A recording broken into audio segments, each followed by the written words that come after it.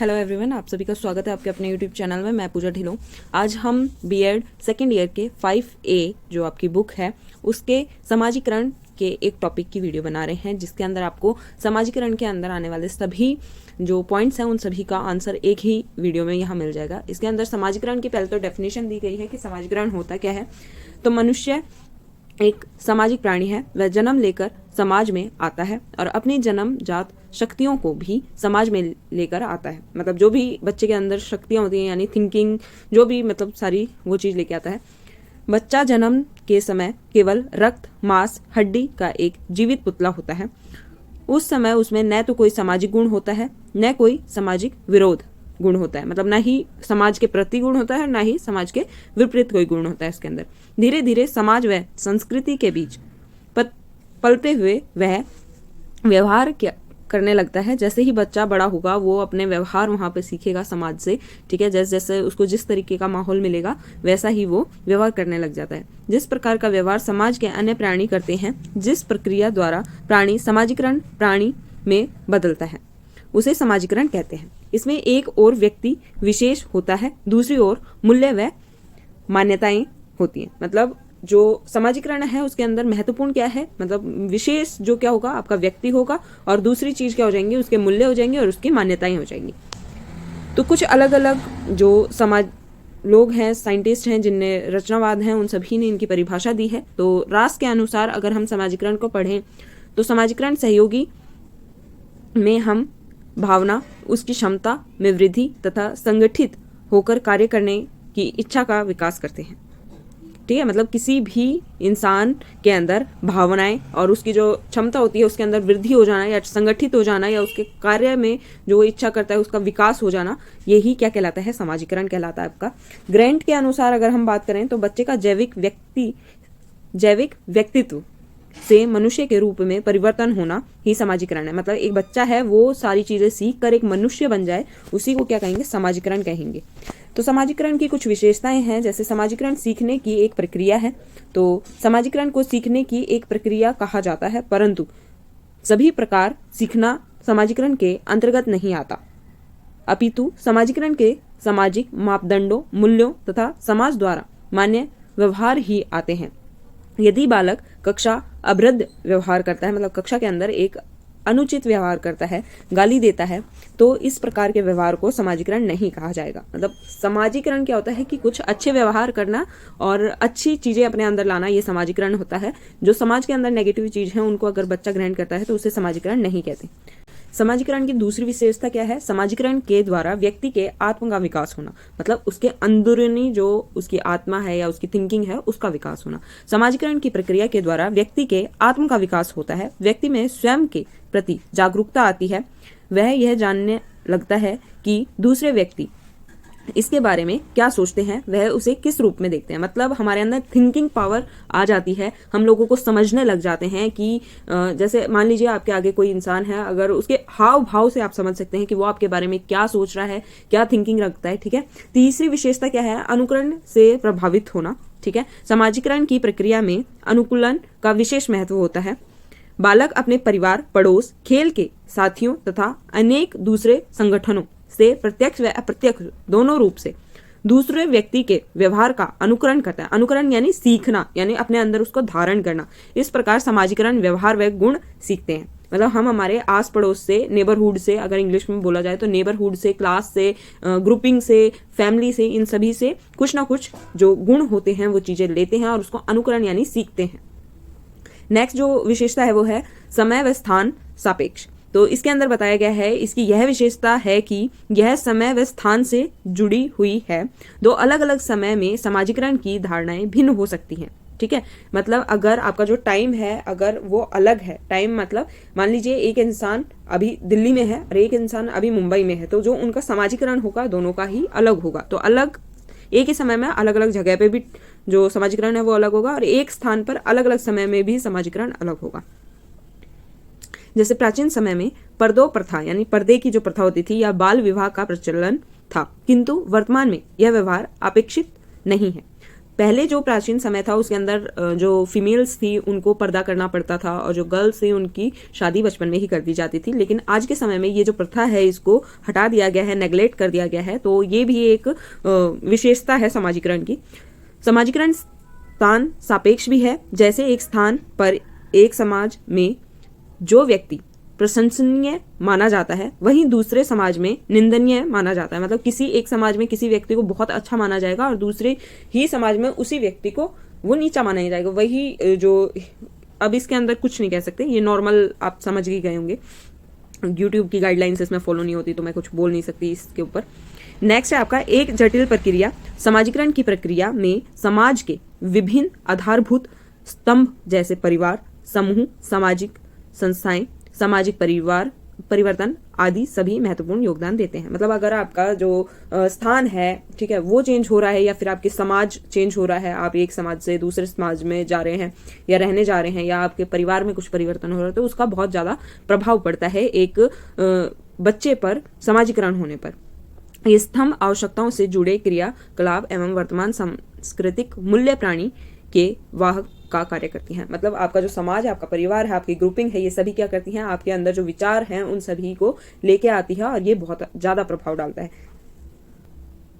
Next है निरंतरता। समाजीकरण निरंतर चलने वाली प्रक्रिया है। मतलब समाजीकरण क्या होता है, कभी भी स्टॉप नहीं होता। जैसे हमारी अगर हम बोलें कि जो ग्रोथ है वो एक जगह पर जाकर रुक जाती है, ठीक है, ऐसे ही समाजीकरण क्या है, रुकता नहीं है, वो जीवन पर्यंत चलता रहता है। यह बच्चे के जन्म से शुरू होती है, अन्यथा अंत तक यह चलती रहती है। समाज में रहकर बालक समाज के नियमों व मूल्यों के अनुसार व्यवहारों को जीवन पर्यंत सीखता रहता है। मतलब हम चाहे बुढ़े भी हो जाए, मतलब बुजुर्ग भी हो जाए, तब भी हम क्या करेंगे, सीखते रहेंगे चीजों को। नई, या तो हम नई चीजें सीखेंगे या अपने आप को नए परिवर्तन में ढालेंगे या कोई अलग चीज हम सीखना स्टार्ट करेंगे। जीवन का ऐसा कोई चरण नहीं है जहां समाजीकरण की प्रक्रिया न चल रही हो।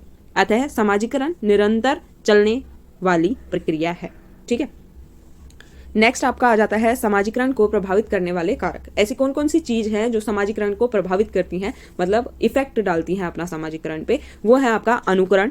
तो अनुकरण क्या होता है, अनुकरण का अर्थ है नकल उतारना। मतलब जैसे मान लीजिए कोई बच्चा है, वो टीवी देख रहा है या किसी एक्टर को देख रहा है और वो उसकी नकल उतारने लग गया, यानी वो उसको अनुकरण कर रहा है, वो उसके अंदर ढलने की कोशिश कर रहा है। बच्चे का स्वभाव बंदर की तरह अनुकरणीय होता है, ठीक है। जैसा कि आप सभी जानते हैं कि बंदर नकल उतारने में माहिर होते हैं, इसी तरीके से बच्चा भी है। आप उसके सामने जिस तरीके से बिहेव करेंगे, बच्चा भी उसी तरीके से बिहेव करना स्टार्ट कर देगा।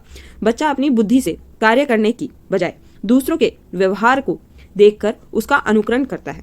तो बच्चा है, बच्चे के अंदर इतनी समझ नहीं है, तो वो क्या करता है कि जो उसको सबसे अच्छा लगता है या जो उसको सब यूं लगता है कि हाँ भाई ये बहुत अच्छे हैं, ये बहुत अच्छा काम करते हैं, तो बच्चा क्या करता है, उसको अनुकरण करने लग जाता है। बच्चे को लगता है कि यही सही है, ये जो करेंगे वो सही है, मतलब वो उनकी नकल उतारने लग जाता है।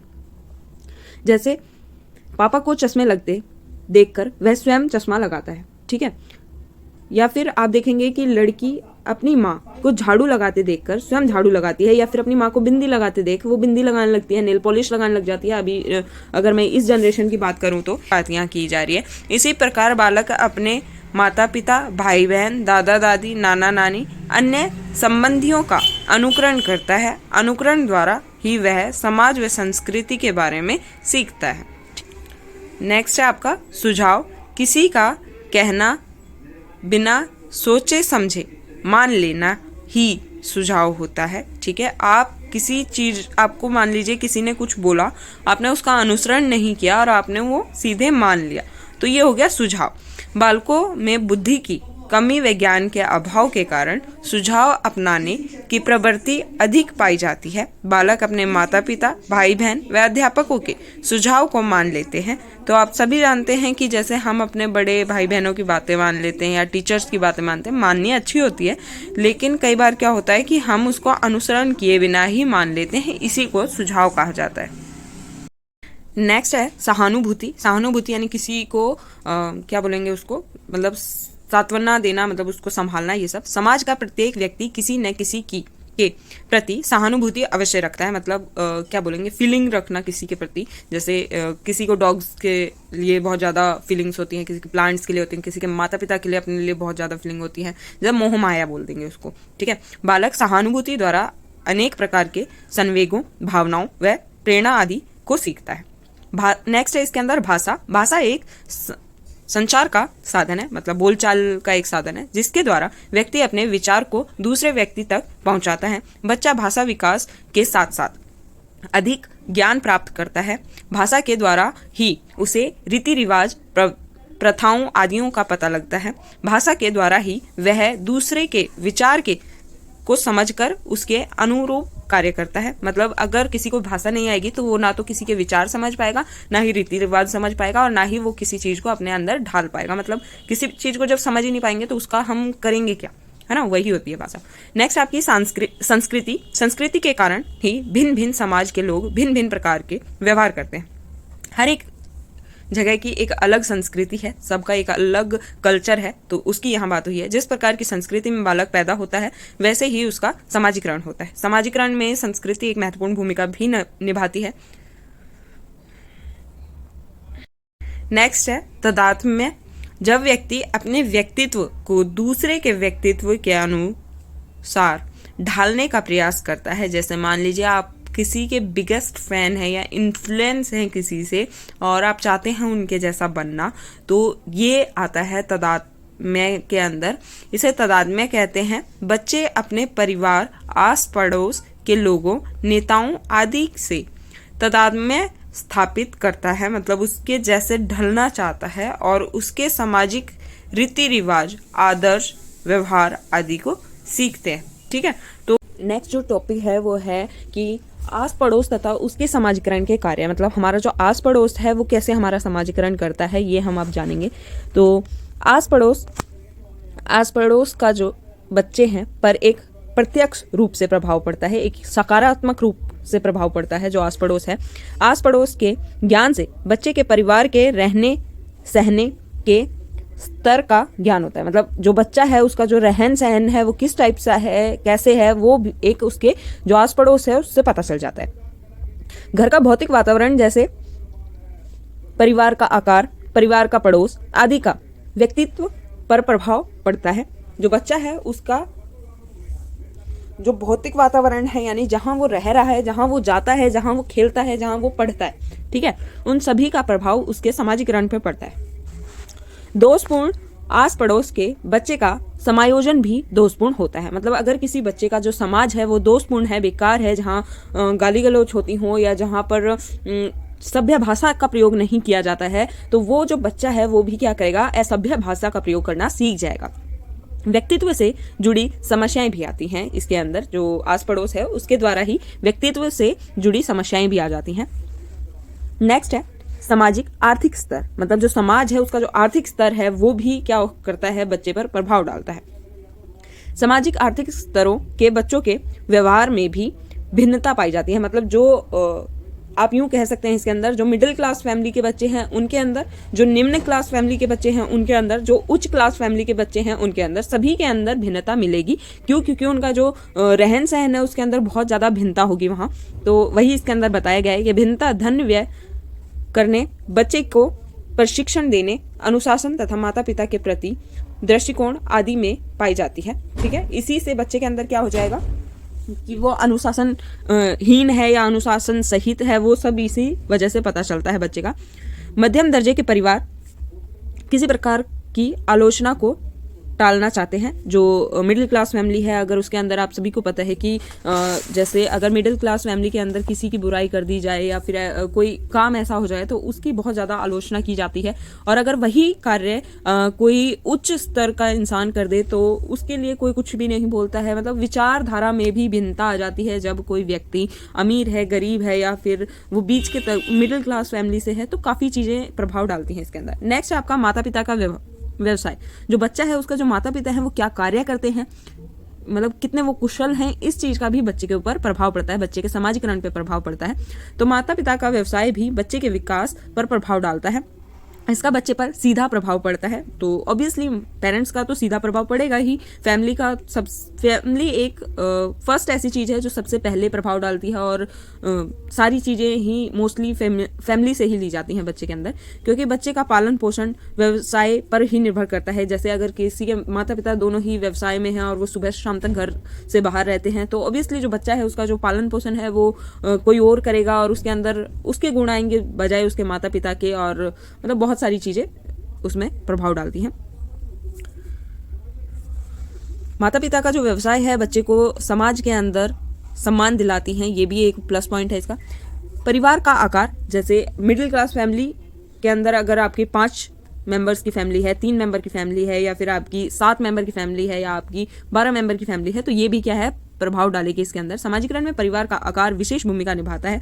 बड़े बड़े परिवारों के बच्चों का व्यक्तित्व छोटे परिवार के व्यक्तित्व से बेहतर होता है। मतलब अगर जो क्यों होता है ये भी मैं आपको बता दूं। जैसे बड़ा परिवार जो होगा उसके अंदर जो बच्चा है वो क्या करेगा कि अलग अलग विचार लेगा, और उसके अंदर एक भिन्नता मिलेगी विचारों के अंदर, जिसके अंदर वो बुजुर्गों से ज्ञान लेगा, अपने माता पिता से वो मैनर्स लेगा, अपने बड़े भाई बहनों चाचा वगैरह इन सब से वो क्या है ग्रहण करेगा चीज़ों को। और छोटे परिवार में मान लीजिए 3 ही व्यक्ति हैं, तो बच्चा क्या करेगा, सिर्फ अपने माता पिता के ज्ञान लेगा, बुजुर्गों का उसके अंदर कोई इन्फ्लुएंस नहीं आएगा। तो हाँ, जो बड़ा परिवार है उसके अंदर जो ज़्यादा बेहतर होता है बच्चों का विकास बजाय छोटे परिवार के अंदर। प्रत्येक परिवार में बच्चा विशिष्ट भूमिका ग्रहण करता है। नेक्स्ट है माता पिता के संबंध। अगर किसी के माता पिता के संबंध अच्छे नहीं हैं तो उसका भी बच्चे पे बहुत गहरा और अनुचित प्रभाव पड़ता है, तो उसके बारे में इसके अंदर बताया गया है। माता पिता के संबंध कैसे हैं, इसका प्रभाव बच्चों पर पड़ता है। बच्चों को समाजीकरण की दिशा में ले जाने के लिए माता पिता का आपसी संबंध मधुरता का होना चाहिए। अगर आप चाहते हैं कि जो बच्चा है वो समाजीकरण उसका बहुत अच्छा हो, वो एक अच्छा इंसान बने, एक अच्छी सोच वाला पर्सनैलिटी हो उसकी, तो उसके लिए जो उनका माता पिता का जो संबंध है, यानी उनके घर का जो माहौल है, सीधी सी बात, वो बहुत अच्छी होनी चाहिए, मतलब बहुत अच्छा माहौल होना चाहिए उसका। माता पिता का आपसी मन मुटाव बच्चे की आवश्यकताओं को पूरा करने में बाधा डालता है, जिससे बच्चे के व्यवहार में असमानता का अभाव होने लगता है। मतलब जो बच्चा है उसकी जो भावनाएं हैं या उसका व्यवहार है उसके अंदर क्या होती है, समानताएं नहीं आती हैं, वो डोल जाता है, वो बच्चा थोड़ा परेशान हो जाता है, और वो ना ही किसी चीज़ में रुचि रख पाता है, और उसका जो शारीरिक मानसिक हर एक तरह से उसका विकास रुक जाता है। नेक्स्ट है परिवार तथा उसके समाजीकरण के कार्य। ठीक है, अभी हमने आस पड़ोस का पढ़ा था, अभी हम परिवार का पढ़ रहे हैं। परिवार के अंदर आपके माता पिता आ जाएंगे सबसे पहले, जो प्रायोरिटी दी जाती है। तो माता पिता का क्या प्रभाव पड़ता है, बच्चों का समाज के अन्य सदस्यों के साथ जो प्रारंभिक समानता होता है उसमें माता पिता शामिल होते हैं। ठीक है, मतलब जो स्कूल है प्राइमरी, मतलब बच्चे का पहला स्कूल जो होता है वो उसके माता पिता होते हैं, उसकी फैमिली होती है। ठीक है, यह सबसे अधिक महत्वपूर्ण कारक है। बच्चों के माता पिता के साथ अन्य क्रिया समाज के अन्य वयस्कों के साथ भविष्य में होने वाले अंतः क्रिया की नींव होती है। मतलब जो बच्चा है जो अपने माता पिता से सीखेगा वही वो जो बाहर के इंसान है, जैसे मान लीजिए आपका कोई पड़ोसी आ गया, आपका कोई रिश्तेदार आ गया, तो बच्चा उसी प्रकार से भी उनके साथ बिहेव करेगा जैसा वो अपने माता पिता से सीख रहा है। ठीक है, जो समाज है उसके अन्य कारक भी हैं जो उसके व्यवहार को घर के बाहर प्रभावित करते हैं। ये सभी कारक बच्चों के व्यवहार को 2 प्रकार से प्रशिक्षण प्रदान करते हैं। मतलब जो बच्चा है वो 2 प्रकार से प्रशिक्षण प्राप्त करता है अपने बाहर के वातावरण से। ये बच्चों के व्यवहार को स्वरूप प्रदान करता है, मतलब एक अच्छा रूप देता है उसके व्यवहार को, जो कि प्रत्यक्ष रूप से पूर्ण बल प्रदान करने क्रिया जाता है, जिसमें वांछनीय या सामाजिक परंपरागत व्यवहार के लिए पुनरुत्करण प्रदान करना शामिल है। इसी प्रकार अवांछित में दंड देना, मतलब किसी भी बच्चे को अगर कोई पनिशमेंट दी जाती है तो वो उसके ऊपर नेगेटिव प्रभाव डालता है। ठीक है, तो एक तो पॉजिटिव इफेक्ट डालना और एक नेगेटिव इफेक्ट डालना, 2 तरह से ये उसके ऊपर इफेक्ट डालता है। ये कारक बच्चों के सम्मुख उस आदर्श प्रतिमान या उदाहरण प्रस्तुत करते हैं कि जो समाज है वो किस प्रकार का है। ये उदाहरण वो बच्चे के आगे प्रस्तुत किया जाएगा कि अगर दंड दिया जा रहा है तो बच्चा सोचेगा कि तो बेकार है, बिल्कुल ऐसे है, और अच्छा अगर उसको प्यार से समझाया जा रहा है सब कुछ तो वो उस समाज को अच्छा मानेगा। जो बच्चों के सामने समाज द्वारा अपेक्षित व्यवहार को प्रदर्शित करते हों। ठीक है, 2 तरह से बांटा गया है इनको। नेक्स्ट आपका है समाजीकरण का यह पक्ष ऑपरेट व्यवहार पर आधारित है, जिसमें यह माना जाता है कि वह उपयुक्त व्यवहार कम से कम एक बार अवश्य हुआ हो, मतलब वो बच्चे के साथ वो जो व्यवहार है वो कम से कम एक बार हो, ऐसे नहीं है उसके लिए वो चीज़ नई हो एकदम। इस संदर्भ में माता पिता तथा अन्य सामाजिक साधनों के उदाहरण या आदर्श प्रस्तुत करने के लिए उनकी भूमिका अधिक महत्वपूर्ण बन जाती है। ठीक है, मतलब माता पिता अपने बच्चों को अच्छे से हर एक चीज़ सिखाए। इसके अंदर आप बहुत सारी चीज़ें ले सकते हैं, जैसे मान लीजिए कोई एक परिवार है जिसके अंदर पर्दा प्रथा नहीं होती, मतलब घूंघट नहीं निकाला जाता एक फैमिली के अंदर, और फिर वो एकदम से किसी दूसरी फैमिली में जाए और वहाँ उसको घूंघट करने के लिए बोल दिया जाए, जबकि उसने कभी उस चीज़ के बारे में सुना ना हो। तो ऐसा नहीं होना चाहिए कि फैमिली से उसको इन नई चीज़ों के बारे में पता ना चले, या जो भी पुरानी प्रथाएं हैं उनके बारे में पता ना चले। तो इसीलिए माता पिता की एक अहम भूमिका होती है समाजीकरण के अंदर। सीखने के लिए के सिद्धांत के अनुसार, ठीक है, कोई बच्चा है वो सीखेगा कैसे, ये सब जो व्यवहार लक्ष्य अर्जित करने की इच्छा से नहीं जुड़ा होता, वह व्यवहार धीरे धीरे समाप्त हो जाता है। मतलब अगर आप किसी चीज़ को सीखना नहीं चाहते, आपके अंदर उसकी इच्छा नहीं है, जागरूकता नहीं है, तो आप उसको भूल जाएंगे जल्दी से, वो आपके अंदर ज़्यादा दिन तक नहीं रहेगी। अतः यदि बच्चे को वह पुरस्कार प्रदान करने के लिए अभिप्रेरणा किया जाता है तो वह उस व्यवहार से परहेज करेगा, तो उसे उस पुरस्कार को प्राप्त करने में से रोका जाएगा। ठीक है, मतलब एक बच्चा है, अगर हम उसको लालच दे देंगे किसी चीज़ का, तो अगर वो उस चीज़ से हटेगा तो हम कहेंगे कि तुम्हें ये चीज़ नहीं मिलेगी, तो वो उस चीज़ को जल्दी सीखेगा। हमारे समाज में लड़कियों द्वारा आक्रोश दिखाना, लड़कों द्वारा निर्भरता का प्रदर्शन और दोनों लिंगों द्वारा लैंगिकता का प्रदर्शन प्रत्यक्ष रूप से दंडनीय है। मतलब अगर आप देखें तो हमारे समाज के अंदर लड़कियां अगर गुस्सा करें तो उसको ऐसे कहा जाता है कि ये लड़की तो खराब है, या इस लड़की के संस्कार अच्छे नहीं हैं। अगर लड़का डरे, ठीक है, अगर लड़का डरे या फिर लड़का रोए, तो इसे एक तो ये जेंडर बायस है, सीधी सी बात है। लेकिन अगर लड़का रोता है तो कहा जाता है कि ये तो लड़की जैसा है, इसके अंदर तो मतलब सहन शक्ति नहीं है, बहुत सारी चीज़ें ऐसी हैं। तो ये भी एक कारक है। माता पिता या अन्य सामाजिक साधन विभिन्न प्रकार के पुरस्कार व दंडों को प्रयोग समाजीकरण के लिए करते हैं। जो माता पिता हैं, जैसे मान लीजिए आप पेरेंट्स हैं, आप बच्चों को कुछ सिखाना चाहते हैं, तो आप कहेंगे कि बेटा अगर तुमने ये खाना खा लिया तो मैं आपको ये दूंगा, या आपने ABCD यहाँ तक सीख ली तो मैं आपको टॉफ़ी दे दूंगा, चॉकलेट दे दूंगा। तो इस तरीके से पढ़ाया और सिखाया जाता है। अगर दूसरा ये भी हो सकता है कि अगर आज के बाद आपने ये काम किया तो मैं आपको पीटूंगा, या आपको पार्क में नहीं ले जाऊंगा, या मतलब इस तरीके के दंड दिए जाना बच्चों को सिखाया जाता है कुछ ना कुछ। जैसे भौतिक वस्तुएं व उपहार, रिश्वत, सुविधाओं से वंचित कर देना, मतलब मान लीजिए कि मैं तुम्हें कार नहीं ला के दूंगा, मैं तुम्हें साइकिल नहीं ला के दूंगा, इस टाइप के जो दंड हैं वो दिए जाते हैं। नेक्स्ट इसके अंदर धार्मिक समूह तथा उनके समाजीकरण के कार्य हैं। तो ये मैंने आगे लिखा नहीं है, काफ़ी लंबा हो जाता, नहीं तो 16 मार्क्स में ये इनफ है। आप चाहें तो इसको बुक के अंदर से ले सकते हैं, धार्मिक समूह तथा उसके समाजीकरण के कार्य। मतलब हर एक धर्म का अलग प्रभाव पड़ता है इसके अंदर, वो बोला गया है। तो ये आप पढ़ लीजिएगा अपनी बुक से। बाकी 16 मार्क्स में ये इनफ है जितना मैंने अभी करवाया है। और आपको अगर अच्छा लगे तो प्लीज़ शेयर कीजिएगा इसे। To like, share and subscribe my channel. Thank you so much. Have a great day. Take care.